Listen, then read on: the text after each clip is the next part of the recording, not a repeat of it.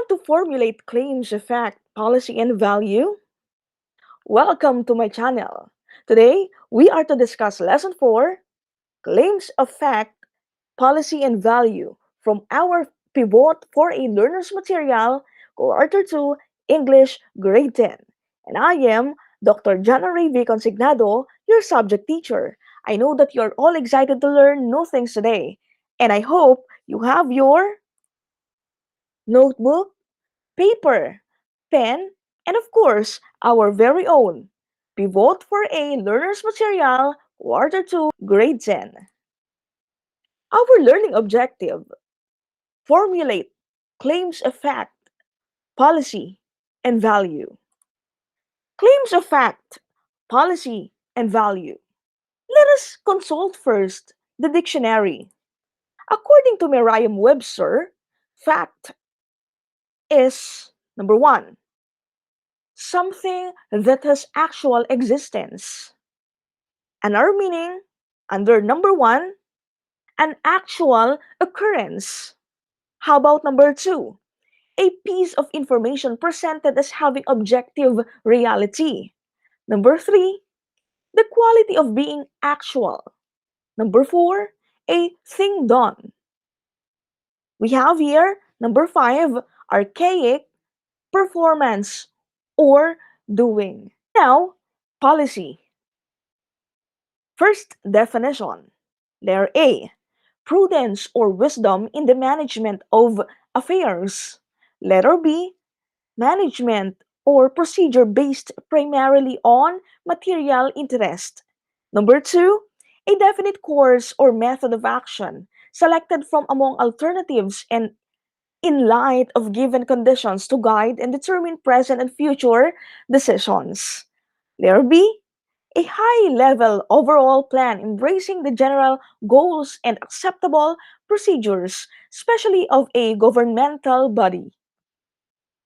Policy, letter meaning, number one, a writing whereby a contract of insurance is made.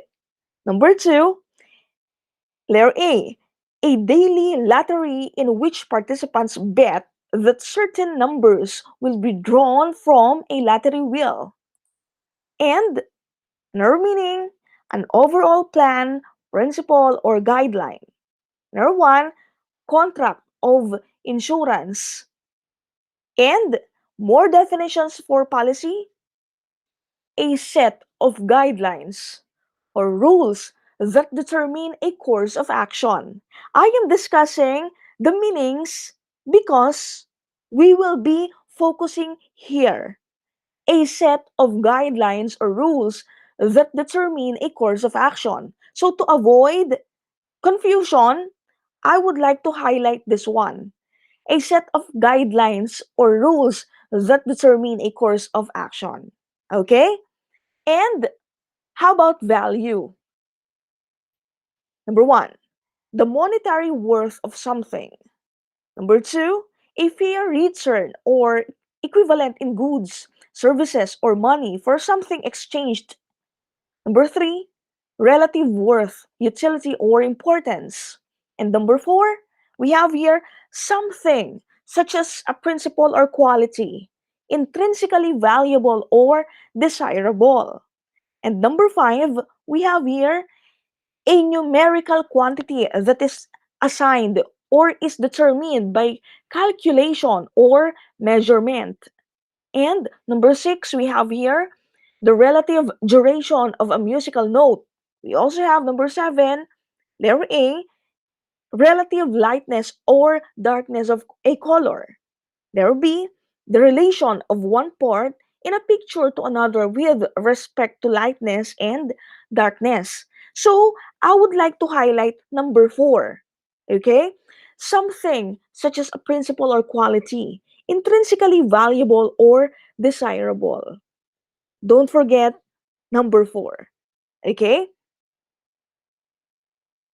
As individuals, we are often compelled to respond to different kinds of issues around us. When responding or expressing opinion towards an issue, it is important to be able to identify the writer's or the speaker's claim. A clear understanding of someone's beliefs or ideas about something enables others to give appropriate feedbacks or reactions. This lesson focuses on deeply understanding what a claim is and how claims are basically classified. As part of the tasks that seek to develop further your skills in critical thinking and writing, you are expected to formulate claims of fact, policy, and value. Now, examine the editorial cartoon. Think of at least six ideas or opinions which you can express about the issue presented in the illustration. You may also ask your parents or guardians to share their ideas about it. Okay, so here's the illustration. Point number one, point number two, point number three, point number four, point number five, and point number six. I will repeat the instructions. Examine the editorial cartoon. Think of at least six ideas or opinions which you can express about the issue presented in the illustration. You may also ask your parents or guardians to share their ideas about it. So here's the editorial cartoon. Learning task 1. Study the statements that follow. Then, identify the statements that A. Assert that something is true or not. Letter B. Judge whether or not something is good, right, or moral. And letter C. Assert that one course of action is superior to or more beneficial than another. That's our learning task 1. You are to study the statements that follow, then you will identify the statements that A. Assert that something is true or not. B. Judge whether or not something is good, right, or moral. And C. Assert that one course of action is superior to or more beneficial than another. Number 1. The Department of Education or DepEd got the highest allocation for the 2020 national budget. A, B, or C? I will repeat. The Department of Education or DepEd got the highest allocation for the 2020 national budget. Number 2. Taking drugs without a doctor's prescription can endanger one's life. I'll repeat. Taking drugs without a doctor's prescription can endanger one's life. A, B, or C? Number 3. The use of substantial research in writing is a great way for authors to achieve their purpose. I'll repeat number 3. The use of substantial research in writing is a great way for authors to achieve their purpose. And number 4, it is necessary for stakeholders in the community to support every school in making sure that education continues for all learners. I'll repeat number 4. It is necessary for stakeholders in the community to support every school in making sure that education continues for all learners. Number 5. Honesty is the best policy. Again, number 5, honesty is the best policy. Now, claims affect policy and value. Identifying one's claims is an essential skill when expressing opinion on a certain issue, especially in the field of writing. A claim refers to a clear assertion of a person's ideas, opinions, or propositions. The use of claims may serve the purpose of convincing or persuading readers or a specific audience to agree with a specific stand or rationale on an issue. Generally, claims may be classified as claims of fact, claims of value, and claims of policy. Okay? Again, we have here three kinds of claims: claims of fact, claims of policy, and claims of value. Number one, claims of fact. This category of claims states something about things in the past, in the present, and in the future. This also deals with ideas or claims that can be proven or disproved with the help of factual evidences. This fact claim is basically debatable yet verifiable. I would like to highlight the keyword evidences. Again, claims of fact. Let me give you examples. Number one, the 2020 national budget amounting to 4.1 Philippine peso trillion, which is 12% larger than the 2019 budget, can really help in boosting the economy through various infrastructural projects. Here's the explanation.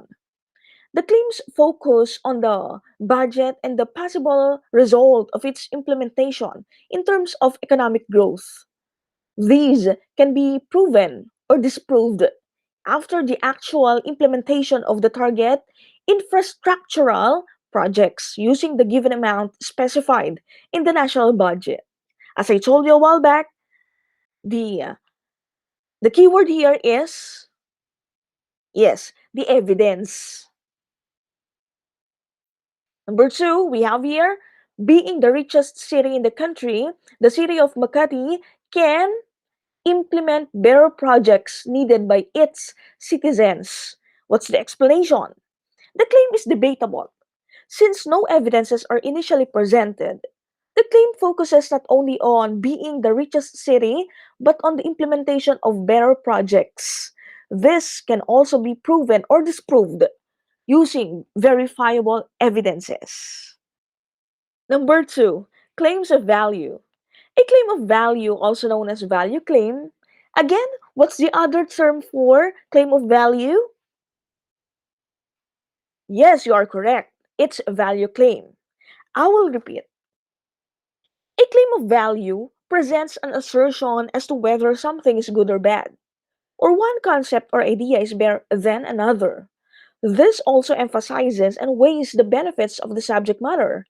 This is debatable in nature, since people may have different opinions on the given claims or concepts.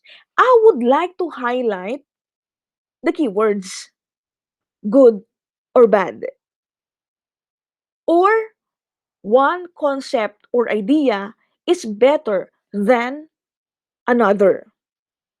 Don't forget the meaning of claims of value. Examples. Letter A.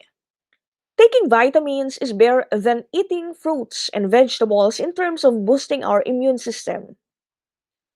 Explanation. This claim is based on one's opinion, judgment, or experience as to which one is better than the other. The claim may be truthful to some but not to all. How about letter B?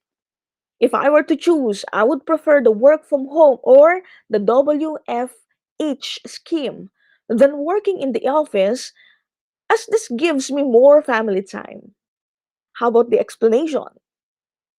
The claim is based on one's opinion or judgment about the worth of WFH scheme. This is arguable since benefits of WFH may vary from one person to another. Number three, claims of policy. A claim of policy supports that an action should or should not be done to address a certain case or policy. Policy claim indicates that an action should be carried out either in support or in opposition of a particular argument. So, the keyword here, action. Okay? Claims of policy. I have here three examples. First example, the city's health department must learn from how other cities successfully address the concerns against COVID-19. The explanation, this claim supports the idea of learning from the best practices of other cities, leading to a particular call to action. As I told you a while back, The keyword action. Second example. To further improve one's skills in speaking before a large number of audience, one must consider enrolling in personality development classes that can help boost confidence and improve one's self-image. The writer presents a particular course of action.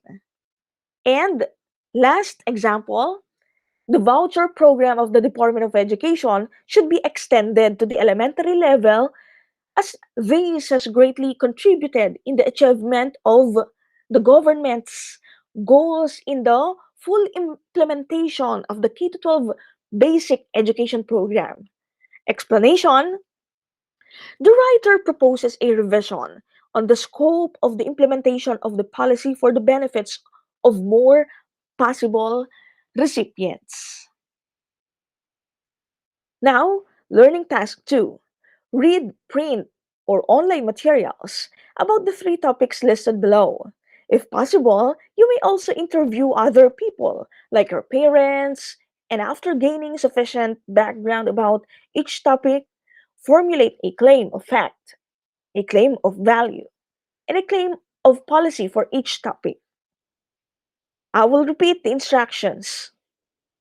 You are to read, print, or online materials about the topics listed below. And if possible, you may also interview other people like your parents. First topic, online or digital learning. Number two, prioritizing one's mental health. And number three, COVID-19 pandemic. Now, learning task 3. Study the illustration provided below. Then, provide 3 examples of claims, one for fact, one for value, and one for policy, related to the theme of the illustration. I will repeat. Study the illustration provided below.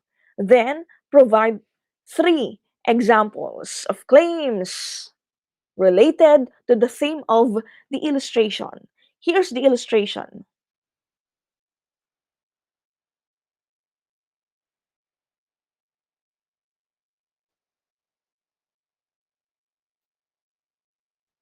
Learning task 4.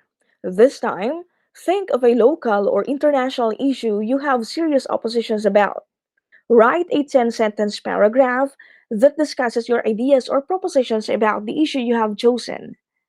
Make sure to use the different types of claims you have learned about in presenting your ideas.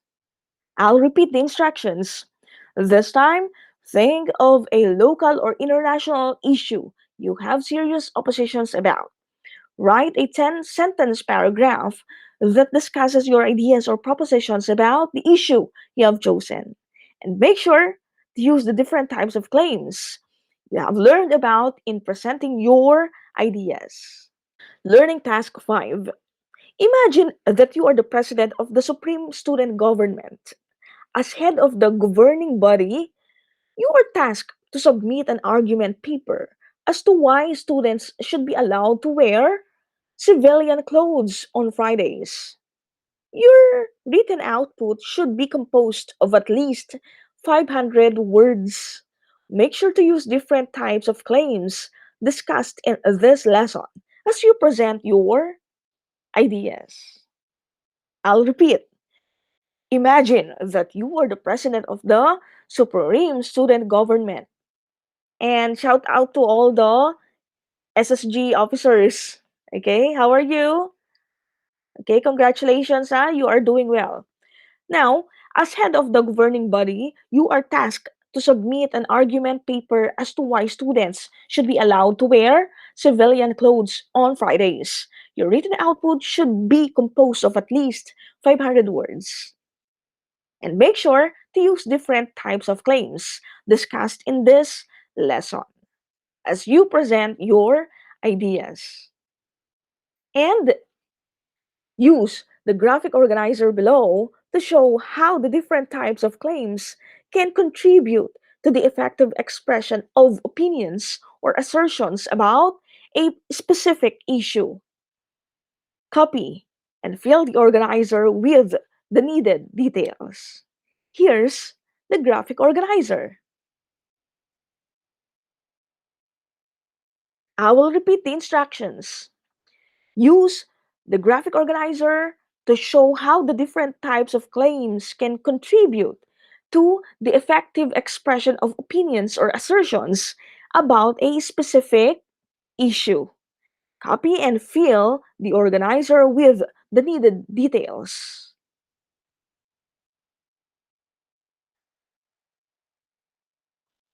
Our references. Pivot for a Learner's Material Quarter 2 English Grade 10 and Merriam-Webster. Do you have question? Kindly use our comment section. Go ahead. It is my pleasure to entertain your questions. Kindly like our video. Thank you very much. Handang isip, handa bukas. Sama-sama sa pagsulong ng edukalidad. I am Miss Jan-Ann-Rey Consignado, and please subscribe to my channel because next time I will be uploading again our lesson in English 10. Thank you.